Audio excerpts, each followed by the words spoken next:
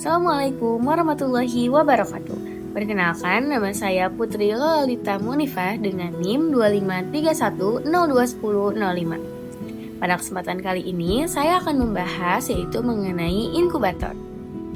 Inkubator laboratorium adalah alat lab tertutup yang menciptakan kondisi suhu, kelembaban, dan kadang konsentrasi gas seperti CO2 yang terkontrol untuk meninkubasi, membiakkan, dan menumbuhkan mikroorganisme seperti bakteri, jamur, dan juga sel.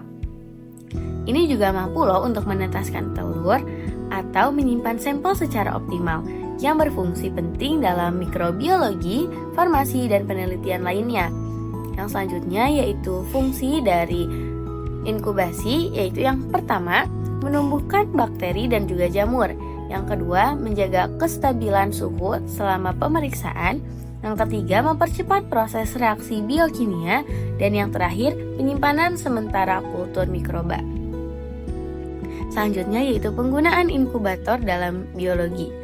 Inkubator dalam penelitian biologi berfungsi menciptakan lingkungan terkontrol dalam suhu, kelembaban, dan juga gas CO2. Untuk pertumbuhan dan pemeliharaan kultur mikroorganisme dan penyimpanan sampel. Alat ini memastikan kondisi optimal organisme dapat tumbuh dan berkembang biak secara kebutuhan eksperimen.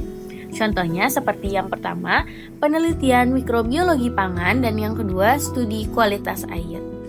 Nah, ada juga prinsip kerja dari inkubator, yaitu inkubator laboratorium adalah menciptakan dan mempertahankan kondisi lingkungan yang stabil dengan menggunakan energi listrik yang mengaktifkan elemen pemanasan.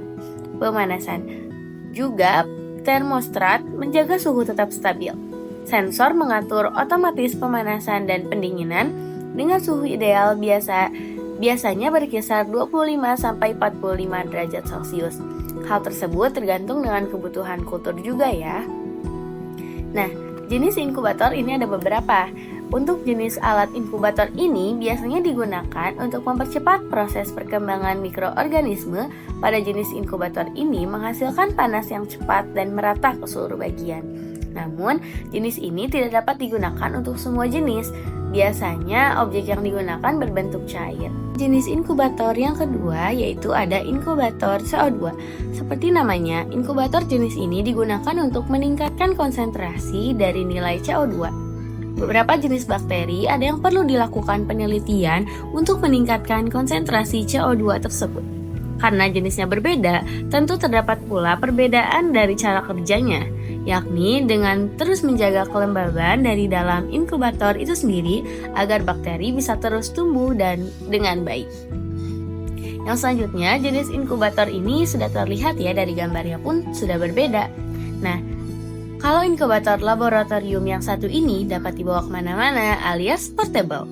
Terkadang beberapa penelitian tidak hanya dilakukan di dalam laboratorium saja, tetapi bisa juga di luar lingkungan laboratorium. Tentu, jenis inkubator laboratorium ini sangatlah memudahkan bagi peneliti. Selanjutnya, ada inkubator pendingin. Terkadang media bakteri dan bakteri pun pertumbuhannya harus dalam keadaan dingin. Tapi meski namanya inkubator pendingin, inkubator laboratorium jenis ini juga memiliki kontrol pemanas dan pendingin yang seimbang. Selanjutnya ada bagian-bagian daripada inkubator, yaitu ada pintu. Biasanya pintu ini kedap terhadap panas. Yang selanjutnya ruang inkubasi, rak kultur, termostat atau pengatur suhu, termometer atau display digital, pemanas atau heater, ventilasi udara, timer, dan juga sensor suhu dan kelembaban. Nah, cara penggunaannya itu yang pertama, pastikan alat terpasang dan bersih. Yang kedua, atur suhu sesuai kebutuhan. Yang ketiga, masukkan sampel atau kultur pada rak. Tutup pintu dengan rapat. Atur waktu inkubasi dan jangan sering membuka pintu. Ambil hasil setelah waktu selesai. Berikut video untuk penggunaan caranya ya. Selanjutnya, perawatan inkubator. Yang pertama, bersihkan bagian dalam secara berkala. Tidak perlu terlalu sering juga ya. Cek termometer. Selanjutnya, perawatan inkubator. Bersihkan bagian dalam secara berkala. Tidak perlu terlalu sering juga ya. cek termometer dan termostat. Kalibrasi suhu secara rutin, jangan overload rak, simpan di tempat yang kering dan juga stabil. Nah, mungkin hanya sekian materi dari saya. Berikut daftar pustaka materi-materi yang telah saya dapatkan. Sekian dari saya, mohon maaf bila banyak kekurangan dan kesalahan. Wassalamualaikum warahmatullahi wabarakatuh.